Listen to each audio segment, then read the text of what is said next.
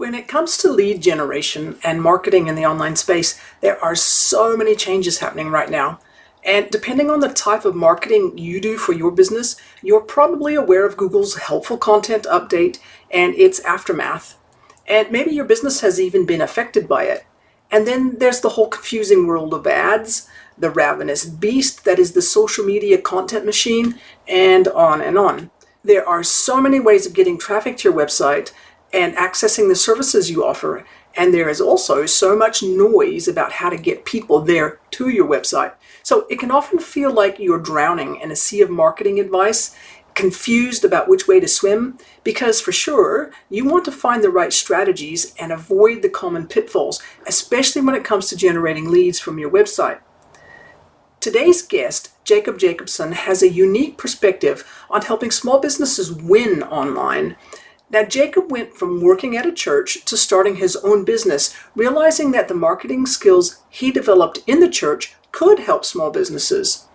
And his unique approach of prioritizing long-term relationships over one-time transactions has led to successful partnerships and substantial business growth. And I knew you'd be interested in his story and what he has to share. Welcome to the Online Business Launchpad podcast. I'm Trudy Rankin, and I bring you stories, tips, and advice from online entrepreneurs who have faced the challenges you face and are finding success. Because if we've done it, so can you. I've been running my own online business for 9 years now, with more than a few twists and turns as I've overcome challenges to achieve my goals. And because of what I've learned, I've become passionate about helping busy online business owners like you hit your goals without burning out or having to hire a big team. I've used my experience and the experience of others to help hundreds of people grow their online business. And one of my greatest joys is working with people who, because of life circumstances, need a flexible work from home or work from anywhere option that helps them pay the bills. My mission is simple. I want to help you solve the challenges you face as an online business owner so you can have more time and money for yourself and your family and more choices in how you live your life. So if you're ready to dig a little deeper on how you can optimize your online presence, stick around and we'll get cracking.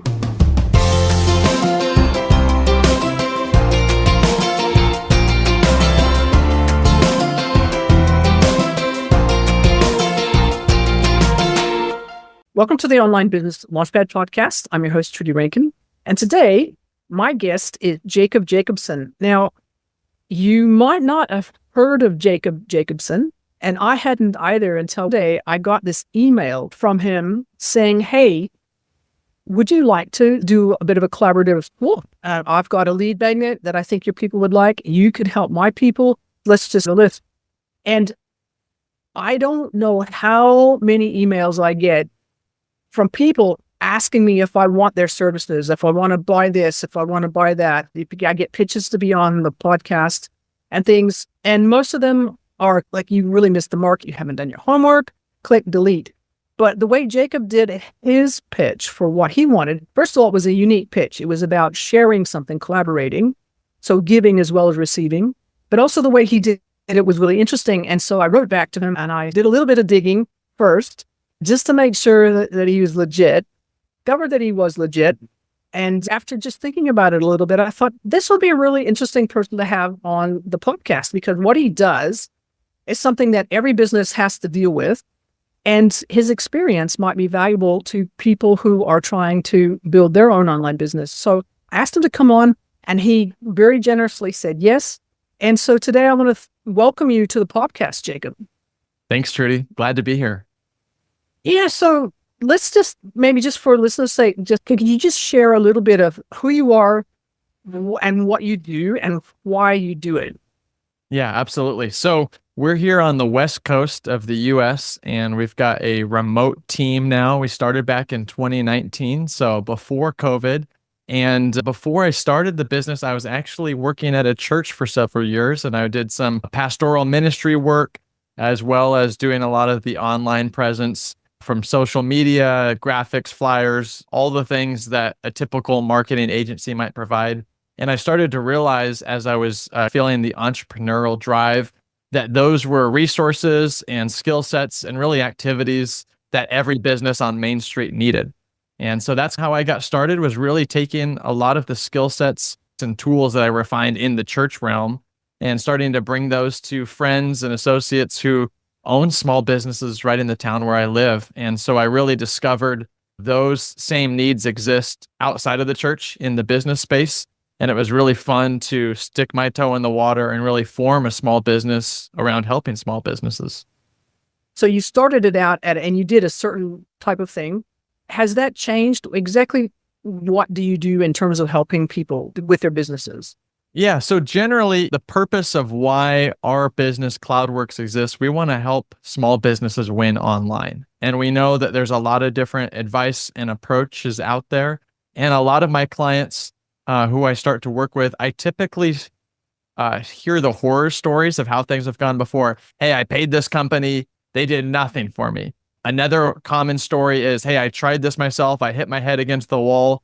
6 months, 12 months later, I had nothing to show for it, and I was so frustrated. Another common story or profile that I've interacted with, interestingly enough, is people who have an existing website and they actually like it. And in the introductory call, I don't see anything wrong with, particularly with the website. I'm not sure that we can really add value here or help. So it's not the website, it's the person behind it who may have built it as a one-off thing, but didn't see it as a long-term relationship. And so for me, the win is, and I was just on a call with a client today, when they think of me and my team as really being their IT guy, that's really not how I present myself to anyone, but we're really passionate really about three things. One is understanding and owning our clients' challenges and really being problem solvers. And then two is putting human warmth and dignity in every interaction. So I always tell people, look, we can geek out with the best of them, but we also speak human too.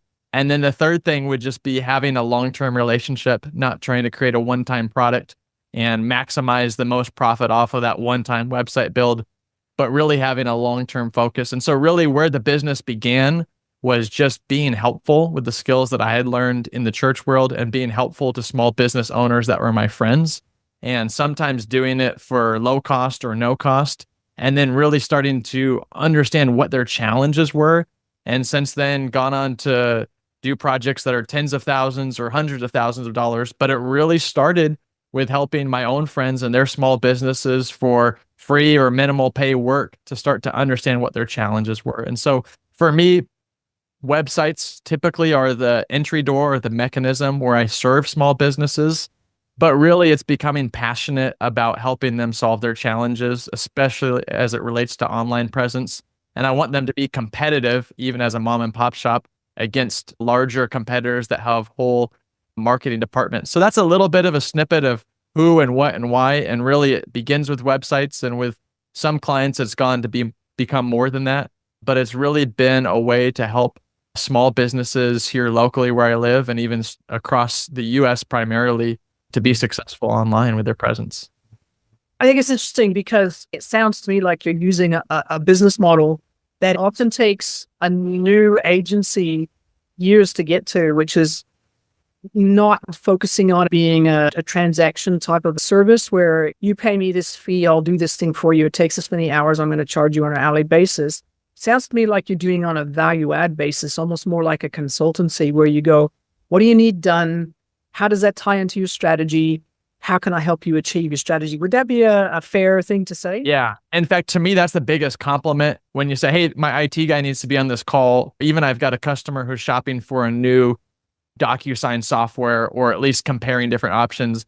And again, the relationship started with building a website, but now we've built out some custom tools that they're going to be using in different aspects of their business. So now even as it relates to relating to their other vendors and software providers, they want me in on those discussions to make sure it fits the whole picture. Went through a sales process. Probably one of the biggest compliments I got was 2 or 3 months ago, going through a sales process and hearing from a prospect who became a client to say, nobody has ever asked us these kinds of questions about our business. We're amazed how quickly you actually understand who we are and what we do, because nobody gets it that quickly. And we feel like we know they felt like they understood themselves better out of the process of me asking questions and really going through a discovery process to serve their needs best. One of the things that I've learned probably in this recent year, so this is year 5 of the agency, especially in year 4 and 5, the thing I've really learned early on is, hey, somebody said, yes, somebody's going to pay me money to do this. Let's go get it done. And what I've really learned is that discovery piece is so important, Trudy. And it's not about just jumping on and pushing around pixels and banging out a website and go. And I did that in early years, and I thought we were there at 90%, and I realized we hadn't really addressed the core needs of the business. So I've really understood it's really that consulting aspect of figuring out, digging deep enough first to see what the problems are, what are the pain points, and really walking with them, the business owner, to understand where they want the business to grow towards, if they have ambitions of growth. And you'd be surprised how many small businesses don't want to grow necessarily. Really understanding who they are, what their needs are. And really that allows me to add value at such a higher level, because then our business is no longer a commodity. I need a website. You hire somebody to build a website and you've shipped a product. It's really adding value at a deeper level, where for me, my compliment to a client is I want to be their guy in the space as it relates to online presence. And we don't do everything. We don't manage social media profiles. There's a lot that we don't do. But within the realm of websites is usually where a relationship begins. And then it can grow from there with the right client. And I've started to learn too, for me, in the last year or two, the sales process is just as much me interviewing them as it is them interviewing me. Because I realized, look, I don't want to be a horror story where they bought a website and the guy doesn't call them back. So I need to be really sure up front, do I want to take these people's money and be under a commitment to them, not only to build the product, but also have a support relationship with them going on. So probably your question was about where we started in the business, and then I've drifted into where we are today as far as how we address some of those challenges. But that's been some of the growth of starting as a solo guy who's turning the wrench, and I'm excited I can get paid to turn the wrench as it relates to websites, to where we are 5 years later, where I feel like I could really say with the clients that we serve, I think we're a really valued partner, and hopefully are a small piece in them going where they want to go. Yeah, no, that's definitely a good way to do things. Question for you, in terms of your personal growth as an agency boss, founder, or whatever, one of the things that every business has to go through is deciding who they're going to serve and to how wide they're going to go. Are you going to be a general shop? Are you going to be a narrow but deep sort of a shop? How did you decide what you were going to focus on? So you said you don't do social media profiles. How did you decide that you weren't going to do that, and what you did decide to focus on? Yeah. I'll tell you, what we do today has expanded over time. And it started off with saying no to a lot of things, and then realizing that I've got great clients and they're asking for more work, and balancing that with staying focused on what we're best at and not getting totally out of scope, but also being a little bit more flexible and not so rigid to allow the market to tell me what's important. So I'll give you an example. Where the agency really started was even before websites, was helping people get custom domain names for their email address. So you could be Sarah at happysocks.com instead of sarahsocks at Hotmail. And so that's where I really started. And my focus was really on custom email addresses. So this is a little backstory, but I didn't want to register .com names because I thought that was something that my consumer should own. That's an asset. That's a part of the business. They need to own it. So in my sales process, yeah, go register your .com name, then call me when you come back and I'll do the DNS settings. And it was just like the confused mind says no. So eventually I realized the market was telling me that in order to serve this market, I had to expand my offering a little bit. So it started with email, and then I started helping customers register their domain names. And then very quickly, as you can imagine, Trudy, okay, now I've got a custom domain. I've got my email address, but there's nothing there when you go there. I'm emailing customers, clients, because I'm so proud of my new email, but I don't have anything. Do you do websites? And at that point, the reality was it was time to say yes. So there's been different moments along the way where it's been time to say yes, but there's also been times to say no. So for certain clients where we have an established relationship and I really see a long-term good fit, one service that we've added, although we don't do this for everyone, and we certainly don't do it a la carte, has been really stepping into the world of ad placements, both on Google ads and on Facebook and Instagram ads. But again, that's a further offering where we didn't say, hey, guess what, guys, we now do this. It was clients dragging me begrudgingly into a new service area that they needed. And it came to a point where I had enough folks asking and I could tell it was serving them, that it was almost a disservice to say no, because it is within our skill set, but I still have to have an awareness of where our sweet spot is and not get too far out of that. So a little bit of an evolution on the kind of activities and the kind of work we can really do well. Yeah, no, for sure. because there's so many different aspects to an online business. It's not just your website. As you said, it's the online presence, which can mean so many different things these days. So in terms of your agency, do you have a team? Do you have people who help support you and help work with your clients? So yes, as far as a team goes, so I've got a few team members that are right here in my town, but we operate remotely. And then I've got a few team members who are scattered. And over the course of building up the agency, I've been a person who tends to want to say yes, and I love to take on work. And so I'm constantly hitting my nose into that next stair tread of saying, okay, let's continue to expand the team in alignment with the projects that are coming my way. This year, really in year 5, is the first time that I've turned down projects based on sometimes capacity and based on sometimes right fit. So even something that might be a bullseye project of building a website, it's just not quite the right fit in terms of the client expectations or the type of industry that they're a part of, or simply team schedules. And so that's a new one for me, is finding those balances. But yeah, we've got a team this year, hired a part-time admin, and that's been really helpful. Somebody to be in my email inbox with me and for me, someone to help run our project management. Right now, I probably primarily run the sales and primarily am driving on project management, but I've got an admin who's keeping an eye out for things. One of the first team members was really bringing on somebody to do customer support. It can be quiet for a week, and then the next week you get a ton of emails on Monday, and some of that's seasonal. So one of the first team members that I added was somebody who, for my existing clients, we've got an ongoing relationship with them. The website's built, and they need to take someone off and add somebody new, or change the schedule, the calendar, the seasonal type of things. Adding that position to keep those customers supported and meeting their needs was really important. And then from there, adding some team members who could do a little bit more of custom development on the upfront, the new builds. So first I positioned the customer service needs for existing clients, then some help with new builds, and then most recently adding some administrative support to help in the project management of both new builds and ongoing. So kind of have scaled out the team a little bit that way, slowly taking things off of Jacob's plate and trying to be a little bit more of the conductor of the orchestra, the symphony, which hopefully is beautiful and in tune most of the time. But I also have fun jumping in and doing some of the development myself too. It's always interesting to hear how people have grown their team, simply because it's going to vary for each business, obviously. And it varies depending on the skill set that the founder has.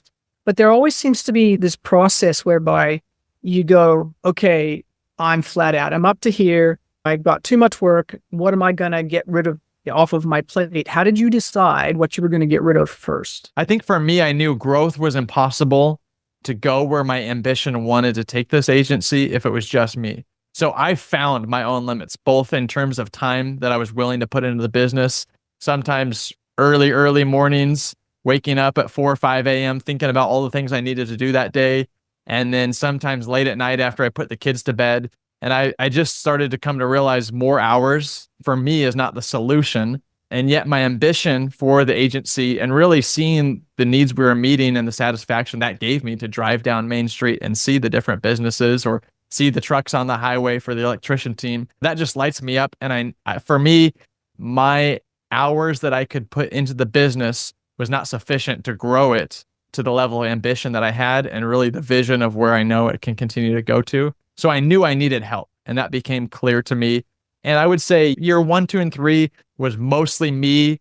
I cycled through some different friends that I knew trying to help, but I really never found that sweet spot until I really understood the role that I was looking for in the team was somebody to not develop new work, but really change the pictures that were already hung on the wall. And so I started to understand that role.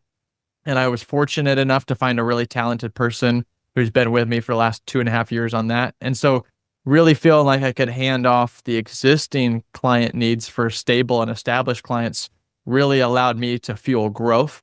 And then in year 4 and year 5, I started to push the pedal and the car goes forward. And all of a sudden I've got all this new work coming in the door because I'm freed up to focus on new work, to the point where even with the customer service existing client requests being handled, I couldn't keep up on the new work that I was selling myself out there. And I would go through periods where I would be selling, prospecting closing deals. And then I would have such a good and healthy pipeline that I would stop marketing and stop selling. And so then I would be overwhelmed on order fulfillment for new clients. And I would find myself going through that wave where I was either selling or doing fulfillment, but I really wasn't acting like a professional, always marketing, always selling, and always fulfilling. I was hopscotching between order fulfillment of new projects and selling. And so that's where I really started to understand this next role I needed was somebody who could really fill that creative and new development, a little more technical role to help me with the order fulfillment.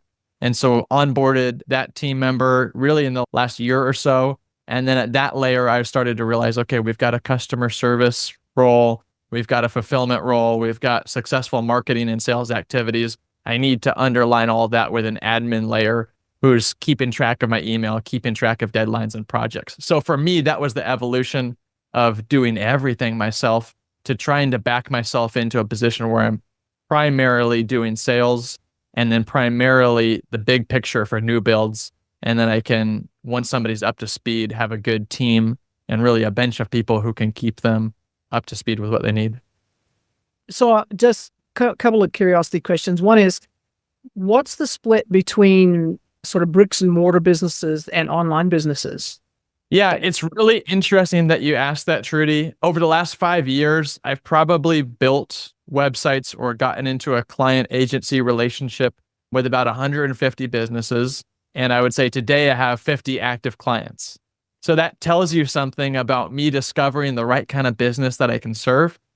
And it tells you something about a pricing model that's sustainable or not sustainable and the right kind of client who feels like they can get value or not. Interestingly enough, the best success that I've had with finding clients has actually been brick and mortar clients, not necessarily in the new startup space and not necessarily in the online space. Traditional trades have been a really interesting segment of the market where I've been very helpful. So I would say your plumbers, electricians, contractors who need to show a portfolio of work. And really what they want to represent is a lead capture, lead gen, landing page, show a scope of work and keep a portfolio updated.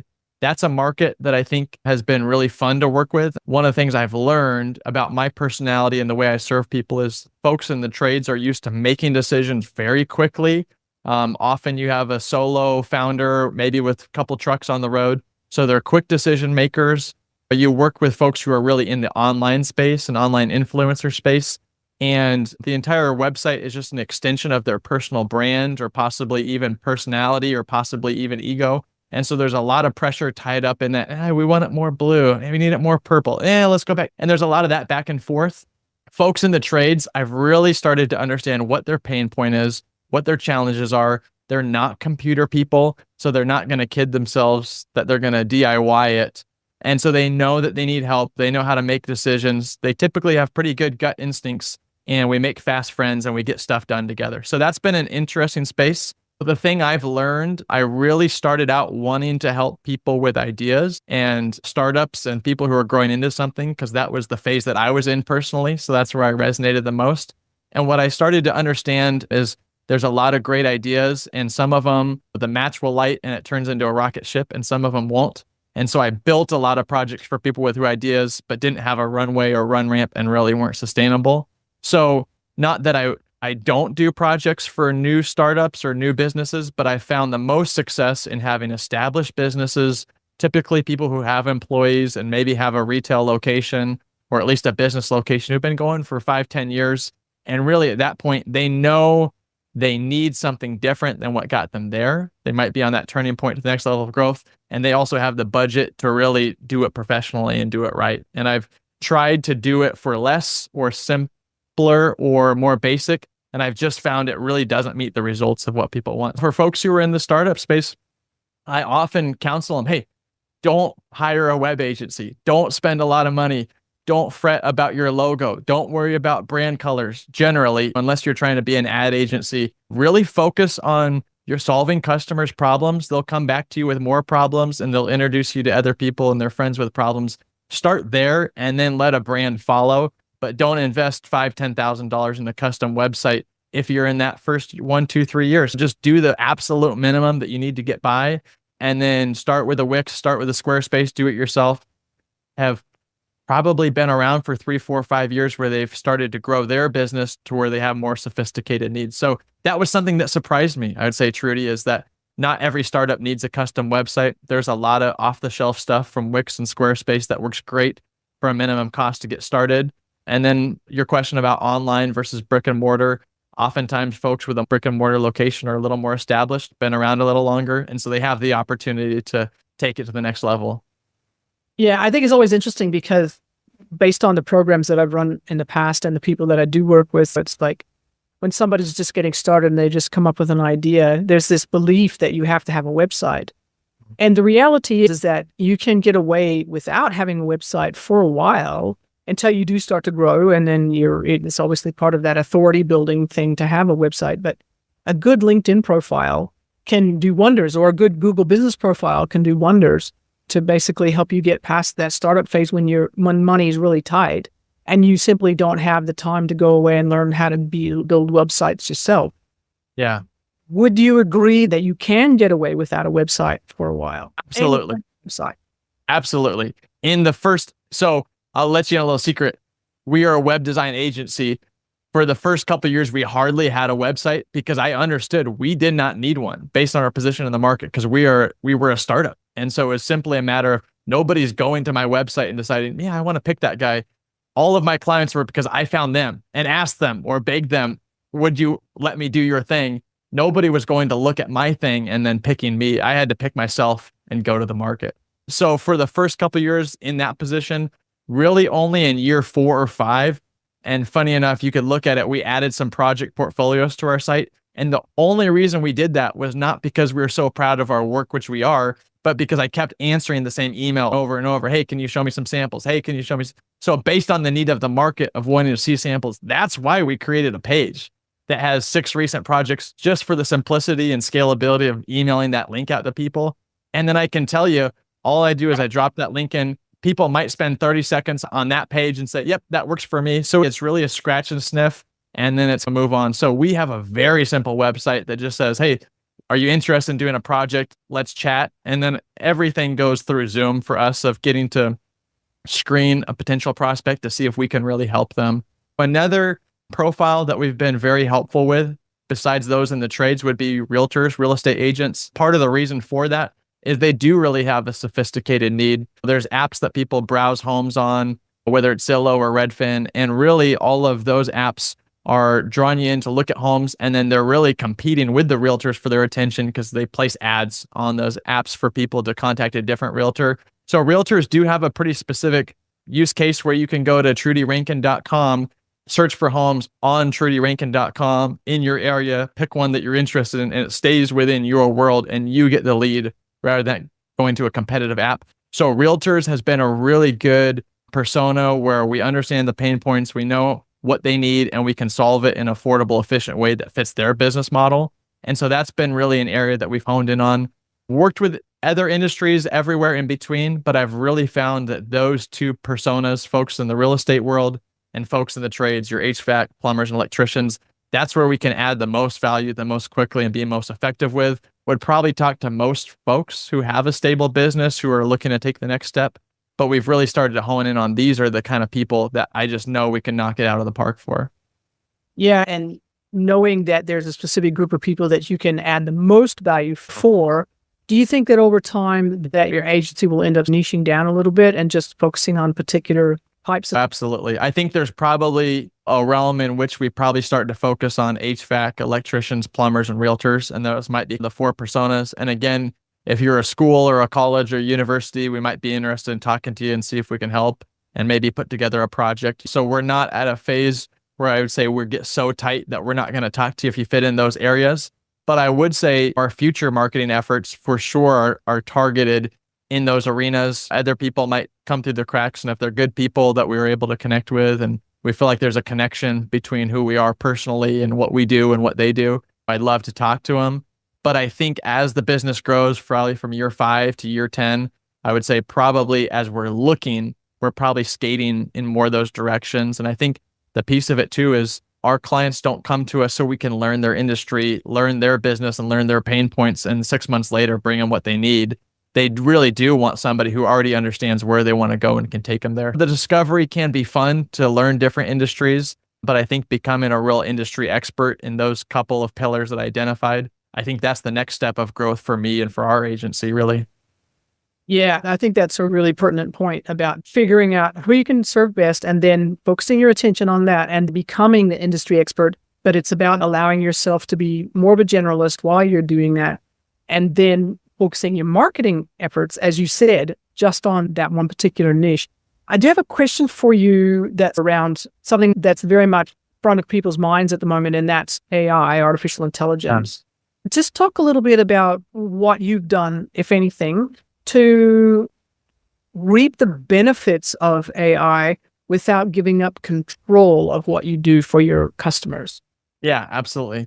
So AI is such a fun conversation to have because there's a lot of emotion around it. And there's also a lot of, to put it bluntly, ignorance around it. So we take this emotion and we take this ignorance and maybe even fear, and it all comes together. And it's, what's your take on AI and how is it going to help? And really the way I think of it is we have a certain stack of tools that we use in our workflow that we've really understood that work well together. And for me, AI is just another tool, really powerful tool, really fun tool, really creative, but it's just another tool to be used. And so I don't want to over glamorize it, but at the same time, I don't want to diminish it. So for us, one of our challenges as a web agency historically is, and especially if we're serving an electrician shop here in our area where I live in Oregon in the West Coast, it may be that we can stop by the shop and maybe even snap a few pictures and that sort of thing. That's great. But generally, our clients bring to us the assets. So they're going to bring us the verbiage and they're going to bring us photos we can generally get. Wording, that's a little tougher, especially for an entrepreneur who has 1,000 things to do. Nobody wants to sit down a Thursday at 4:00 and bang out some verbiage for their website. So what I've started to find, I always use the phrase, I want to be a great dance partner for you. I want to carry the load of this project, but I'm going to need your help and your involvement. So to your question about AI, where it comes in really helpful, I found that it's most successful not to give my clients homework, but rather to give them a starting point and ask them to take their red pen and just edit it, mark it up, and change it.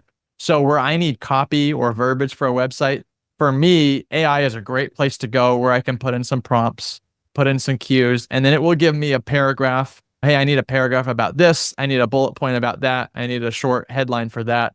And that will really get my creative juices flowing and get me started based on those prompts. And then I'll touch them up lightly, and then I'll usually put them into the mock-up or the prototype for the client to review. And I just tell the client, hey, I'm not going to give you a blank Word doc and homework. I'm going to give you something that's there so you can see how many words I want, how many lines of text.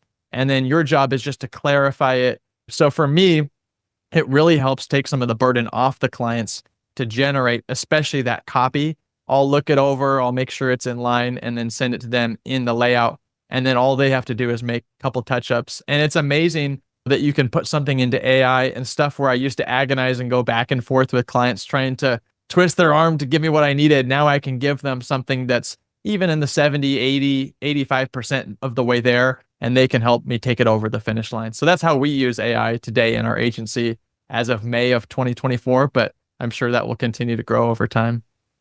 Yes, it's a rapidly growing area. And so it's always interesting to see how people use it. And as you said, there's a lot of not necessarily misinformation around it, but lack of information. And not everybody, like nobody really knows where it's going to take us, but we can see the trajectory. And so it's a good skill to know how to use. I think it's the sort of thing where you should be figuring out how to use it and how you can use it efficiently without losing the human touch and without losing your own skills. Because if you use something too much, it becomes a crutch. And then you lose that ability to, your expertise, your ability to be an expert in something. Anyway, I think it's just an interesting question. I'll give you two other quick tidbits on how we use AI in our business. I use a lot of screen recordings to show clients mock-ups and prototypes. Hey, we built this page. It looks like this. It flows like that. Take a look. Here's a link. But I don't want to just send somebody a bare link. Hey, would you please give me your feedback on this? I want it to be personal. I want it to be warm. I want it to have my flavor and touch on it. But our recording software gives us an AI transcript and they can seek forward to different parts. So it's still me and it's still us, but AI is helping me transcribe and giving me chapter markers in that video to make the experience that much better when you receive a video. So it's a nice boost there. And then same thing in Zoom calls. A lot of our work takes place over Zoom, both in the sales and discovery and then in the feedback process. So being able to get recordings and transcriptions. So I want to be really focused on my clients. Hey, I want you to love this. Please give me feedback. You're not going to hurt my feelings or crush my ego. Let's talk about this. And so one of the beauties of AI, I can be really present in those conversations without having to jot down notes. Oh, move this button there, make that this, change that. I can really be interviewing my clients because I know this is being recorded. I know there's going to be a transcription, which then I will hand off to my team. So those are two areas, both in our screen recording videos of prototype demos, as well as in design reviews. Having those additional tools makes all the difference. I think it makes me better because it allows me to be more present in the active work I'm doing with my clients. Yeah, I know. I really like that approach. It's about efficiency, but it's also about enabling you to be more present with your clients. And that's a good use of AI, I reckon. I can bring more of myself to the work because it's doing some of those things, not that it's replacing in any way the touch that we bring. Yeah, absolutely. So, Jacob, it's been really interesting sort of hearing your story and sort of the way that you've grown your agency over the last few years. If people were interested in finding out more about you or wanted to get in touch, or they're maybe interested in getting you to help them, where would they go? Yeah, absolutely. I think I'll give you a link to a resource that I think is really helpful. And this is one of the first things that I give folks is, hey, here's the 7 challenges that you might have on your website. And really, here's some of the ways that you can fix them or have your existing person fix them. And so the biggest thing, whether it's being on a podcast or giving a resource, I want to make sure that no matter what we do, even if it never ends in a transaction, that we can be helpful. So I love to give away some of those resources. If folks want to get in touch with us, they can check out our website, and I'll give you that link as well that you can put in the show notes, getcloudworks.com. But for me, a lot of it is, even if it's somebody who I know I might be able to help 3, 4, 5 years down the road, but really what they need right now is something basic that really isn't within the realm of what we do. I want to be honest with them and tell them that, hey, why don't you just at this point go to Squarespace, go to Wix, get what you need. That'll get you started for next few years. Let's talk when things are growing and established and you need something more complex. So the thing of it is, I'm passionate about what we do, and I love talking to small businesses. So like I mentioned, happy to give feedback to anyone. Something that's really fun that we do, and we don't advertise this on our website, but we actually do website audits. So folks can send in their website link, and we'll do a quick 5-minute screen recording, or in some cases, a private Zoom call if they want to go that way, and just give folks helpful feedback. And I've just felt the best thing I can do to grow my business is help as many people as possible, even if they're not yet clients. And so those are some different ways, and I'll be happy to give you some links that you can share. Fantastic. Thank you. And we'll put those in the show notes. Okay. Thanks, Jacob. It's been fantastic. Really appreciate the time. Thank you, Trudy. It's been a pleasure. Thanks so much for joining us today. If you enjoyed this episode, please take a moment to leave a review and subscribe to the Online Business Launchpad podcast, because your honest feedback helps others know that this podcast is going to help them too. And remember, every subscription and review helps us reach more people just like you who are looking to grow their online businesses. So thank you again, and until next time, keep striving, keep thriving, and don't forget to have a bit of fun along the way.